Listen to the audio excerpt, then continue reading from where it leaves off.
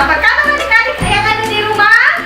Dahsyat, luar biasa, yes, yes, yes.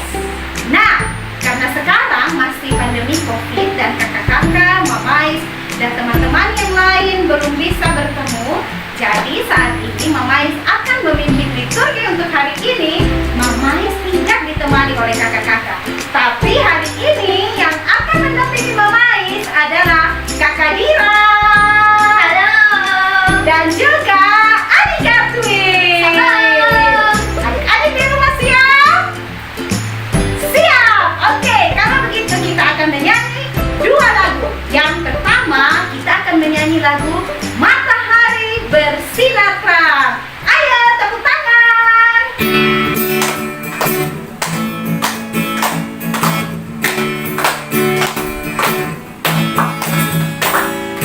Matahari bersinar terang, burung berkicauan senang, harum semerbak bunga di padang, semua yang mengajak kepada kita, yang memuji nama Tuhan yang esa-esa. Lagu yang kedua, sama-sama menyanyi lagu Adalah Sukacita di Hatiku.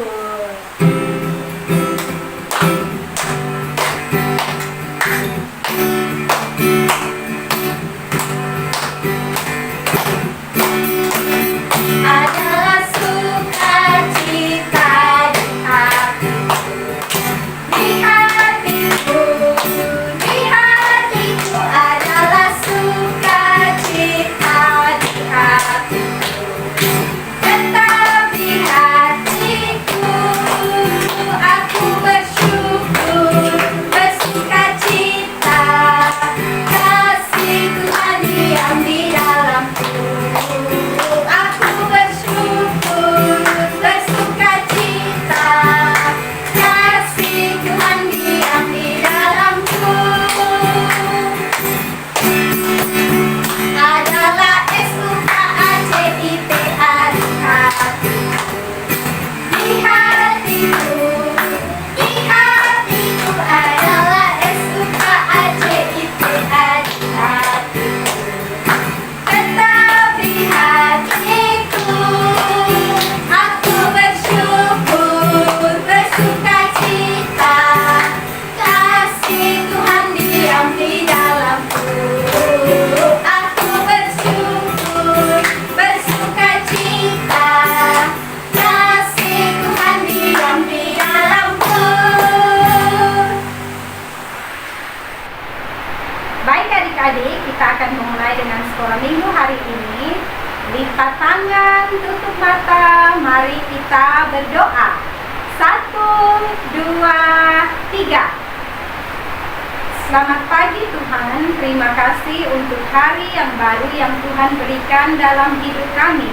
Saat ini kami semua anak sekolah minggu Parpetra, kami ada dalam sekolah minggu online. Kami berterima kasih karena kami semua masih bisa memuji memuliakan nama Tuhan.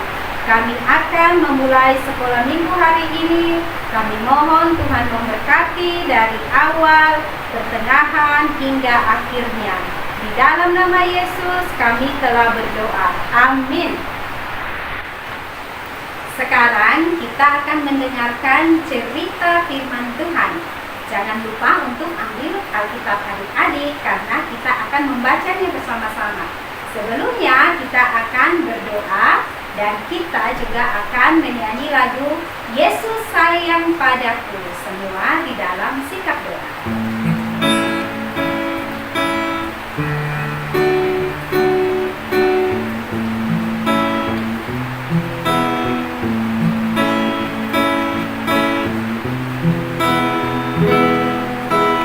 Yesus sayang padaku, Alkitab mengajarku, walau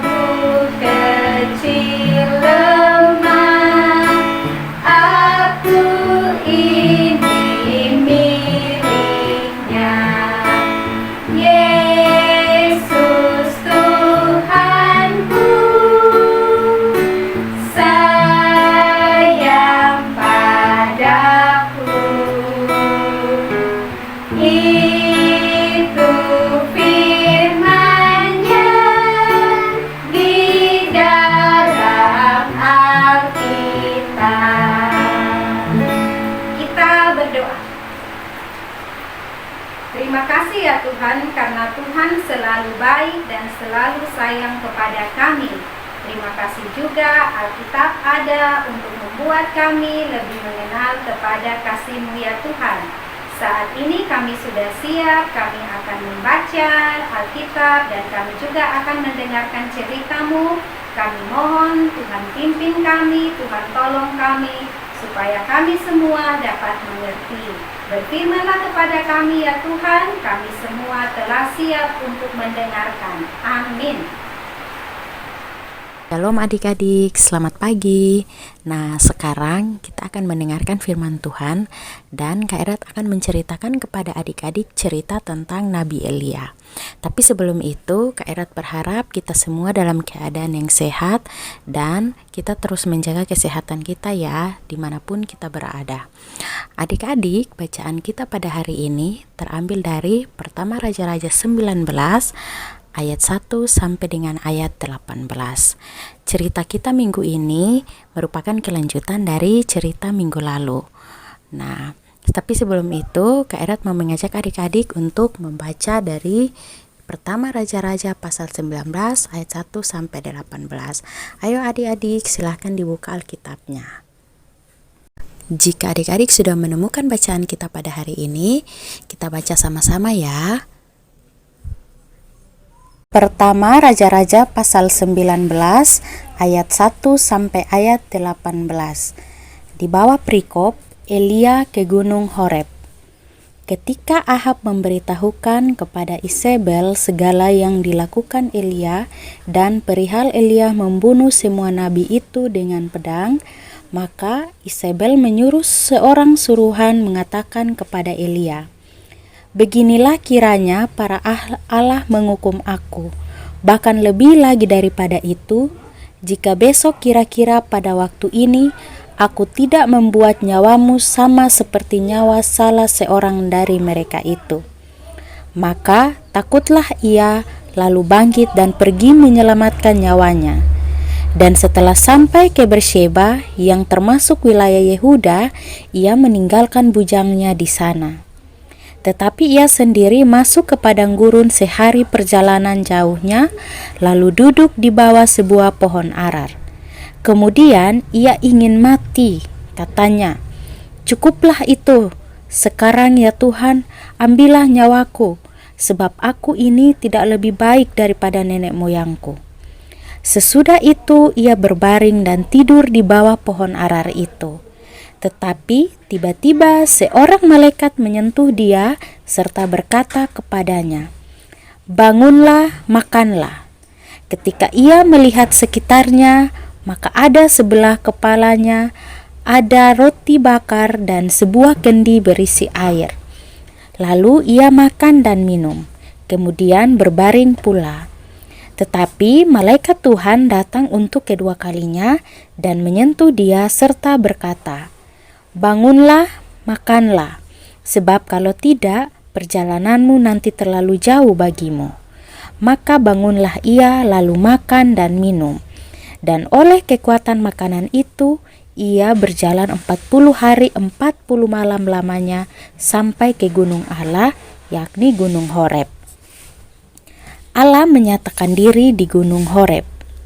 Di sana masuklah ia ke dalam sebuah gua dan bermalam di situ. Maka firman Tuhan datang kepadanya, demikian, "Apakah kerjamu di sini, hai Elia?" Jawabnya, "Aku bekerja segiat-giatnya bagi Tuhan, Allah semesta alam, karena orang Israel meninggalkan perjanjianmu, meruntuhkan mesbah-mesbahmu, dan membunuh nabi-nabimu dengan pedang. Hanya aku seorang dirilah yang masih hidup, dan mereka ingin mencabut nyawaku." Lalu firman-Nya, "Keluarlah dan berdiri di atas gunung itu di hadapan Tuhan." Maka Tuhan lalu, angin besar dan kuat yang membelah gunung-gunung dan memecahkan bukit-bukit batu mendahului Tuhan. Tetapi tidak ada Tuhan dalam angin itu. Dan sesudah angin itu datanglah gempa. tapi tidak ada Tuhan dalam gempa itu. Dan sesudah gempa itu datanglah api, tetapi tidak ada Tuhan dalam api itu. Dan sesudah api itu datanglah bunyi angin sepoi-sepoi basah. Segera sesudah Elia mendengarnya, ia menyelubungi mukanya dengan jubahnya, lalu pergi keluar dan berdiri di pintu gua itu. Maka datanglah suara kepadanya yang berbunyi, "Apakah kerjamu di sini, hai Elia?" Jawabnya, "Aku bekerja segiat-giatnya bagi Tuhan Allah semesta alam, karena orang Israel meninggalkan perjanjianmu, meruntuhkan mesbah-mesbahmu dan membunuh nabi-nabimu dengan pedang. Hanya aku seorang dirilah yang masih hidup dan mereka ingin mencabut nyawaku." Firman Tuhan kepadanya, "Pergilah, kembalilah ke jalanmu melalui padang gurun ke Damsyik, dan setelah engkau sampai, engkau harus mengurapi Hazael menjadi raja atas Aram. Juga Yehu cucu Nimsi haruslah kau urapi menjadi raja atas Israel, dan Elisa bin Safat dari Abel Mehola harus kau urapi menjadi nabi menggantikan engkau. Maka siapa yang terluput dari pedang Hazael akan dibunuh oleh Yehu, dan siapa yang terluput dari pedang Yehu akan dibunuh oleh Elisa. Tetapi aku akan meninggalkan 7.000 orang di Israel, yakni semua orang yang tidak sujud menyembah Baal dan yang mulutnya tidak mencium dia." Demikianlah firman Tuhan. Nah, adik-adik, cerita kita pada minggu ini masih tentang Nabi Elia. Kali ini Kak Erdat akan menceritakan tentang Nabi Elia di Gunung Horeb. Nah, setelah Nabi Elia menang atas 450 Nabi Baal, Raja Ahab memberitahukan kepada Isabel segala yang dilakukan Elia dan perihal Elia membunuh semua nabi itu dengan pedang. Akhirnya, Ratu Isabel yang adalah seorang penyembah patung ingin menangkap Nabi Elia dan membunuhnya. Nah, adik-adik, Nabi Elia menjadi takut kepada Ratu Isabel sehingga Nabi Elia melarikan diri ke padang gurun. Nah, ketika ia berada di padang gurun, ia berbaring dan tidur di sebuah pohon arar. Tetapi tiba-tiba seorang malaikat menyentuh dia dan berkata, "Bangunlah dan makanlah." Ketika Nabi Elia makan, ia mampu berjalan selama 40 hari 40 malam lamanya sehingga ia sampai ke gunung Allah, yakni Gunung Horeb. Nah, di sana di Gunung Horeb, Elia masuk ke dalam sebuah gua dan bersembunyi di situ. Nah, ketika Elia bersembunyi di situ, tiba-tiba suara Tuhan datang dan bertanya kepada Elia apa yang ia lakukan di situ. Tuhan berkata seperti ini, "Apakah kerjamu di sini, hai Elia?" Nabi Elia menjawab, "Saya bekerja segiat-giatnya bagi Tuhan Allah semesta alam, karena orang Israel meninggalkan perjanjianmu dan meruntuhkan mesbah-mesbahmu dan membunuh nabi-nabimu dengan pedang. Hanya aku seorang dirilah yang masih hidup dan mereka ingin mencabut nyawaku." Nah, setelah itu Tuhan berkata kepada Elia supaya Nabi Elia keluar dan berdiri di atas gunung itu di hadapan Tuhan. Akhirnya Nabi Elia pun keluar. Nah, ketika Nabi Elia keluar, datanglah angin yang besar dan kuat, tetapi tidak ada Tuhan di dalam angin besar itu. Lalu setelah angin besar dan kuat itu, datanglah gempa, tetapi tidak ada Tuhan dalam gempa itu. Nah, setelah gempa masih ada lagi, datanglah api, tetapi tidak ada Tuhan di dalam api itu. Setelah datangnya api, datanglah angin sepoi-sepoi basah, datanglah bunyi angin yang sangat kecil. Nabi Elia mendengarnya dan mengenal bahwa suara itu adalah suara dari Tuhan. Nah, akhirnya Nabi Elia menyelubungi mukanya dengan jubahnya dan pergi keluar dari pintu gua. Lalu Tuhan bertanya lagi kepada Nabi Elia, "Apakah kerjamu di sini, hai Elia?" Lalu Elia menjawab, "Aku bekerja segiat-giatnya bagi Tuhan Allah semesta alam, karena orang Israel meninggalkan perjanjianmu, meruntuhkan mesbah-mesbahmu, dan membunuh nabi-nabimu dengan pedang. Hanya aku seorang dirilah yang masih hidup, dan mereka ingin mencabut nyawaku." Nah, setelah itu firman Tuhan datang kepada Elia.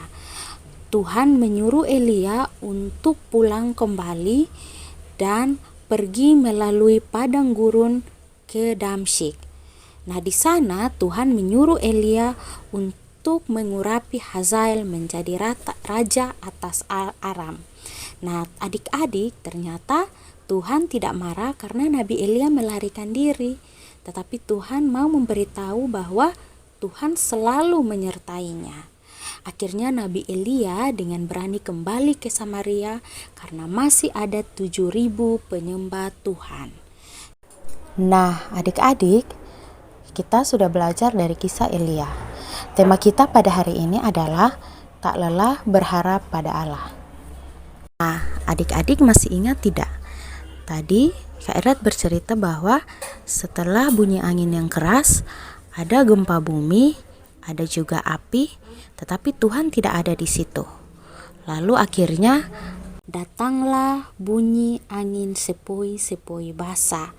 Ternyata di situ suara Tuhan hadir dan berbicara dengan Nabi Elia.